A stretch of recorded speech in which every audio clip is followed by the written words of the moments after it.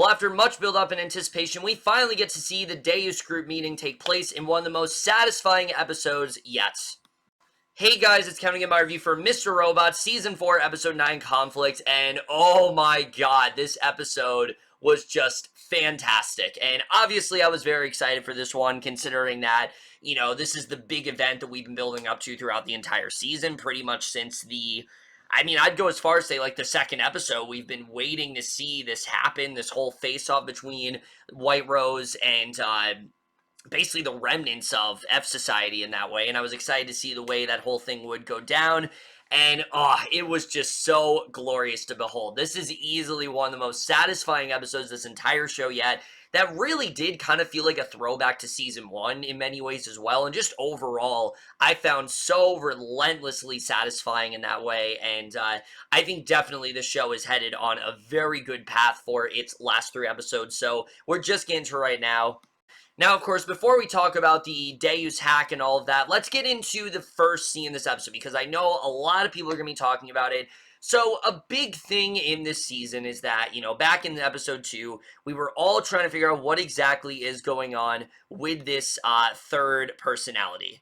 And, you know, what could really be going on there. We have not really heard much about it, though, since that episode, and that finally does seem to be coming back here. And, look, do we still know everything there is to know? No, but we definitely have a clearer path, I think, of where this is really headed, because it ties back into the main theme of the season. The main theme of this season is that even though Elliot has Mr. Robot, that is someone that he has, you know, created as a false sense of security, as someone he's created as someone to protect him. The person that he really does have that cares about him is Darlene, and these two work very well together in tandem. That's something else that we tie back into, and, you know, we saw this in episode 5, and it comes kind of back in this episode, and I love the idea that Darlene is going to be the person that gets Elliot to realize that this third personality is still a thing, that it is still inside of him, and get him to finally reconcile with that. And, you know, do I buy the whole, oh, this isn't the real Elliot thing? No, I don't buy that at all, because then what's the point of this show if that's the case? I don't think that's at all what's going on here. I think that this is a personality that comes out every so often, and when it does, it creates a lot of havoc. Remember, there's still a lot that we don't know that happened with that conversation between Elliot, Vera, and Darlene. Now, obviously, yes, Vera is dead, but I do think we are going to come back to that in the last 3 episodes, and I like the idea, like I said, that Darlene is going to play an integral role here. It gives her a purpose other than just bringing down the Deus group, because obviously she's done that at the end of this episode. You know, her purpose moving forward is going to be to you know, get Elliot to know more about this personality, why it's dangerous, get him to really understand everything, and finally grapple with this revelation. Even though he just had this huge revelation, have him grapple with this, and maybe this can finally get him to settle, maybe this can finally get him to, head down a good path, and maybe get him to reconnect with his sister in the way that he should have. Because, I mean, remember, Elliot started off the show not even remembering Darlene. So I like the fact that this is going to be now not just Mr. Robot trying to help him, but Darlene also trying to clue him in on what's going on. I'm very excited to see where this is headed moving forward. I still don't fully understand a lot of what's going here. I mean, obviously we see that Mr. Robot is definitely genuine in his efforts to help out Elliot and things like that, and he himself doesn't even want to put this burden on him, because Elliot just had a huge burden with the whole revelation of his father sexually abusing him and things like that. And we know that Elliot is definitely unstable right now because of it, so Mr. Robot already knows that Elliot is not on the best path. You know, he's not in the best state to have something like this thrown at him, but at the same time, you know, so much is being thrown at him. Why not just get it all out and lay it all out on the table? Why not just, you know, carry that weight off of his shoulders in that way? It's the last thing that he is hiding from Elliot, and I think it makes sense that he's now needs to reveal this to him as soon as possible, and I'm excited to see where this is going to go moving forward. I think this sets the show on a very interesting path for the endgame, and I really do like where this is headed for sure. So with that all out of the way, let's get into the actual meat and potatoes of this episode, because there was so much to love about this one. I mean, right off the bat, Yeah, F Society ended up winning here. They destroyed they destroyed the Deus group completely, and I didn't really think this was going to be the outcome. I thought it would eventually, but I thought for a while that they would have, they would still be on top. That White Rose would make sure that things go in her way. But I like that this episode starts off and White Rose is already in denial. She is believing that this is all going to work out, that Tyrell is going to show up, that, you know, she's going to be able to convince Elliot to get on her side. And it's interesting to see someone like White Rose, who throughout the entire third season was just constantly getting her way, to see her be naive and see her be basically delusional throughout this entire episode that things are just going to work for her. That's not something that I expected here, and I really did love getting to see that because it really humanized White Rose in that way. But not in the sense where we're rooting for her. We just can see that she isn't always perfect with the way that her plans go. I mean, things definitely can fall apart in that way. And you have someone like Elliot that really does know her weakness and really is someone that can grill into her. And I like that for the majority of this episode, like I said, White Rose still has this mentality that things are going to go her way. It's not till the entire things come crashing down when she starts to have those doubts. It's not till then. Even when Price is, trying to tell her that, like, you've lost and things like that, she doesn't really care. She still wants to believe that this is going to work out for her. And it's very interesting to see for sure. And I'm not entirely sure what they're going to do with White Rose from here on out, considering that she is seemingly defeated in this episode. I don't think she's dead. She's definitely not dead. I do think that Wang Shu is dead for sure. I mean, I think anyone that was affiliated with the Deus group is pretty much gone after this episode. But I do think we're going to get a much more vengeful White Rose now. I think she's really going to double down on destroying Elliot and everything like that. I think her Washington Township thing, that's still very much in play. And I don't think that this is going to stop her. I think she still has tricks up her sleeve, and I think we're only seeing the beginning of that. But again, I like seeing a White Rose here that, like I said, wasn't on top of things, that things weren't working out for her. It was very refreshing to see, considering that we had so much trauma and so much just tragedy throughout these last few couple seasons. It's just great to see a White Rose that isn't getting her way. It was something that we're not used to, and I think it definitely paid off in this episode.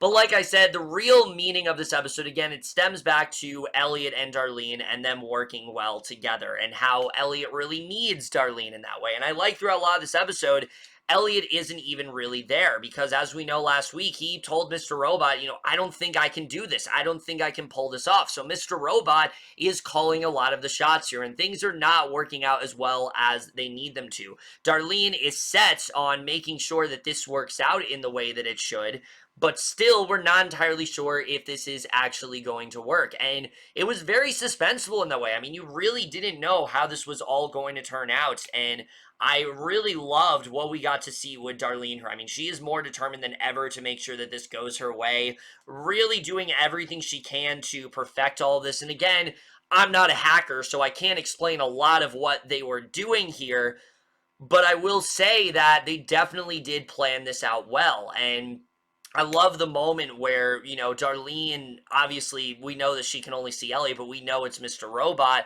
and she just tells him, like, she doesn't know where he's been, she's upset that he's been gone, like, she really wanted to work this out, she really wanted to perfect this, and I think it's a very effective moment where the thing that finally gets Elliot to come back is when White Rose entertains this idea that Angela is still alive and he can bring her back. However, Elliot is not going to fall for it. He is making the mistakes. He is picking up the pieces of where Angela left off in that way. He's not going to, he knows Angela's fatal flaw. He knows that Angela was brainwashed in that way, and he is not going to let it work on him. And I like the fact that, and a lot of people are speculating, what was this all about? And I like the fact that Elliot flat out tells her, no, I'm not going to do this. And oh my God, that phone call that those two have when she is doing everything she can. We see White Rose in maybe the most approachable way she's been since season 1, try to convince him to, like, let's give up the ghost. Let's try to work together.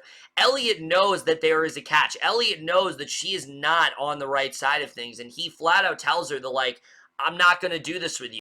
And oh my god, the moment where Elliot just tells her to turn on the TV and things like that. Oh, I love that F Society is back here. They came back with a vengeance, and the way that they were able to expose them and everything, yes, it is convenient, but it's what we've wanted to happen. It shows that Ellie and Darlene knew what they were doing here. They didn't have to take a set. They didn't have to take a second look. They didn't have to, revise anything. They knew exactly what they needed to do. They knew exactly who they need to expose, and it goes down pretty much without a hitch in that way. But I like that there is still that doubt that maybe this isn't going to work out. You still think maybe something is going to happen that will ruin this, but no, they're able to expose the Deus group. They get into pretty much everything, how they've dominated all this stuff, how they are responsible for, hacks and things like that.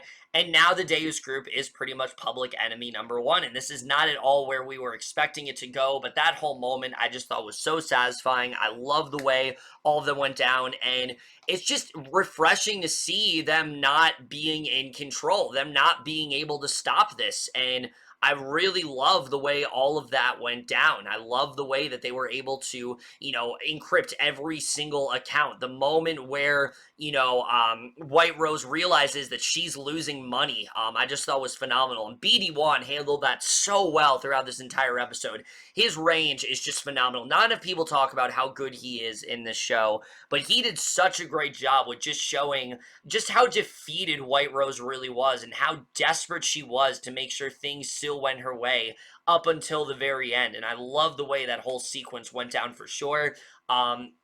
And again, just seeing them win was just such a satisfying victory. And I love the monologue that Mr. Robot has where he talks about, there's no more top 1%. And it kind of mirrors the first scene of this entire show, with Elliot having that monologue talking about the people that were on top and all that stuff. And I just thought it was very, very satisfying the way. And I really couldn't have asked for a better conclusion to all of this. And smaller moments in this episode, I mean, just like with Darlene being able to recover with the fact that Price was Angela's father and that they had this interaction and she didn't even know.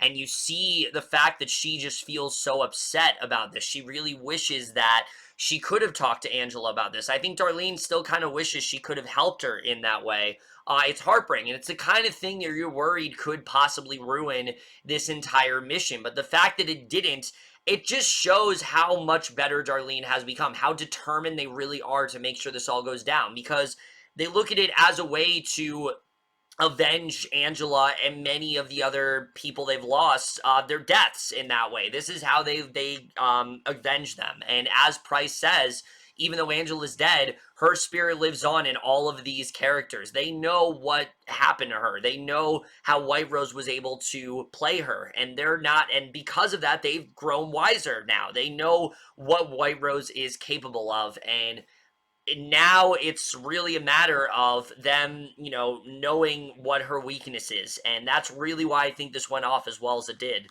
But maybe my favorite part of this entire episode, besides that great phone call scene with Elliot and Zhang, where he just completely owned the shit out of her in that way, is Price. And I mean, look, I've really loved Michael Cristofer on the show, but this was easily his best performance yet, especially considering we know the rivalry that these two have had.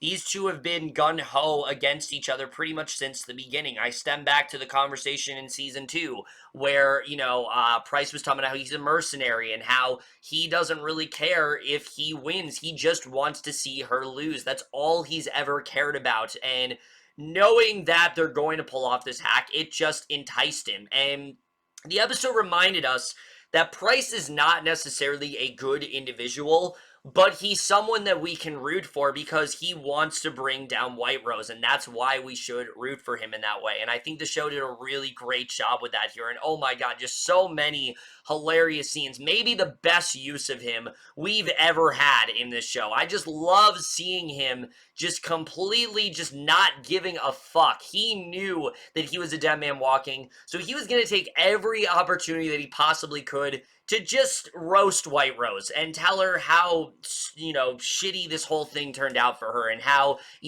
she trusted Elliot, and that's what ruined her. The fact that she didn't just want to kill Elliot right then and there, the fact that she actually thought that he could be someone that would listen to reason. And he's definitely right about that. And I love the moment where, he talks about how she didn't lose, she just ran out of time. And this is such a phenomenal moment because we know how much White Rose cares about that. How she's someone who always has to do things on schedule. She always has a way of timing things. And I love the way that whole scene went down. And again, just her being in complete denial, not wanting to kind of accept the fact that things are not working for her, that she's about to be, she's about to be found out, and this entire project's about to be destroyed. And I love the moment where, we can tell that she's so defeated that she obviously knows she can't kill Elliot. Elliot's gotten away, and she's enraged about that. But she's not going to kill Elliot because she knows that she can't. So what does she do? She does the next best thing and just offs Price right then and there. And again, I think this was the right move. I really do, because seeing Price get away with this, I don't think would be a very satisfying ending. Because look, despite Price being Angela's father and him working with Elliot, he was not a good guy. He was very much a mercenary. He cared about money. He was someone who, the only reason that he turned vulnerable is because he lost in that way, and because he lost Angela. And we do feel bad for him because that. We know that he wanted to connect with Angela, but he also was very much grooming her into becoming this very cynical, soulless sort of person. I mean, you remember in season 2 when Angela talks about how she feels nothing. She didn't have any feelings. It's because of Price. He was turning her into the worst version of herself. And even though he was the person that got her to realize the error of her ways, he still played a vital role in that. He was working with White Rose up until the very end. And even though, yes, he sort of redeemed himself, it does not discredit him, and it does not it does not just, ignore all the terrible things that he's done up to this point. And I think this episode very much reminds us of that. So yes, am I upset because we don't get to see any more of Price just completely owning the shit out of White Rose and just getting, just getting his 2 cents every chance that he can? Yes, I am definitely going to miss that, because again, I just loved getting to see him go off on her. I just love getting to see him, just love every second of what's going down. I mean, it was very much like the audience in that way, where he was just loving it. But I'm not upset because, again, Price was still a villain in that way. He still was a secondary antagonist. I mean, he literally says in this episode he doesn't really care for Elliot. He thinks Elliot is way too, he thinks Elliot is just way too juvenile. He thinks Elliot is way too, quiet in that way. He doesn't understand Elliot, but he wanted to work with him so he could bring Zhang down. And in the end, he got his way, and he definitely did succeed. So it still is a satisfying ending for him, and I really can't think of a better way for him to go out than him just being able to live with the fact that that he was able to beat, White Rose, and that White Rose did lose. He didn't win, but White Rose did still lose, and that's what he cares about. He got his way, and I just love what we got to see here. Such a satisfying arc for sure. So now that we've talked about everything going on in this episode substance-wise, let's get into the technical stuff, because once again, I mean, Sam Esmail, I'm pretty sure, is going to be directing every episode from here on out, and I really hope that is the case, because, oh my god, the directing here was just so good in this episode. It was relentless. It was very tension-filled. I mean, it's similar to episode 5. Every single second, you're worried the worst thing could possibly happen. You're just waiting for this to crumble, and the fact that it didn't just made this so much more riveting in that way. It made it so much more satisfying, and I love the way all this was done. The writing here was also excellent. I love that even though this was very much a heist episode, we still was able to get a lot of character here, with Darlene finding out about Angela's connection to Price and knowing that those two were related in that way, something that she didn't know, or Elliot finally coming back. I thought that was definitely very satisfying for sure. I just really loved a lot of the stuff going on there. The cinematography, though, I mean, once again, none of people are talking about just how dynamic the cinematography is every single week, and this episode, once again, I mean, just did a really excellent job, I think, of really doing some interesting things. Specifically, that one take shot, that tracking shot of like us being with all the Deus group members, just really gave you a sense of a scope, what Elliot and Darlene are truly up against, what they're fighting for in that way. And it just made things so much more riveting in that sense. And I love the way cinematography was done here. And also the last shot with us not getting to see what the FBI is doing, them, just getting in there and just guns blazing, going after the entire, mansion in that way, and us not knowing if White Rose is going to live. I'm pretty sure she will, but I love the way that whole final scene went down as well. Score here, I mean, again, Matt Quayle just did such an excellent job as always, and the editing was also just great here. So yeah, once again, this was yet another really great episode. The only real flaw I have with this episode is that I kind of wish Elliot's, the thing that brought Elliot back was just a little bit more dynamic. I kind of wanted to see more of Elliot, sitting out for a little bit, and I was interested in seeing how that was all going to go down. But really, other than that, this was such a phenomenal episode. And like I said, moving forward, I don't think this is completely done. I think White Rose is not going out without a fight. I think we're definitely going to see that face-off that we want, because still, we have not seen a face-to-face confrontation between the two, and that's definitely coming soon, because that is in the trailer, and we know that still is going to go down. So I do not think this is the end of White Rose at all. But I do think, yes, the primary focus is going to be Elliot finding more out about this third personality, Darlene having to clue him in on what's going on. I think that's going to be very important, but I also do think White Rose she still has something up her sleeve. This is White Rose after all. She's not just going to stop what she's doing because her company was defeated. That doesn't mean anything to her. She can rebuild it. She's still very much in denial in that way. I think we still got to know what her project is and all that kind of stuff. So there's still a lot more to go. And while, yes, I do think this episode in a regular series would have felt like a penultimate episode, there's still clearly a lot more story to be told here, and I'm very excited to see how that all does go down. Once again, this was yet another phenomenal episode, and I'm definitely going to give this episode of Mr. Robot Season 4, Episode 9 Conflict overall in A. Once again, guys, I apologize for the fact that this review took so long. I just have really not had the time to do reviews lately, but that's it for this video. Hope you guys enjoyed it. We'll see you guys in my next video, and we'll see you guys for that. Okay, bye.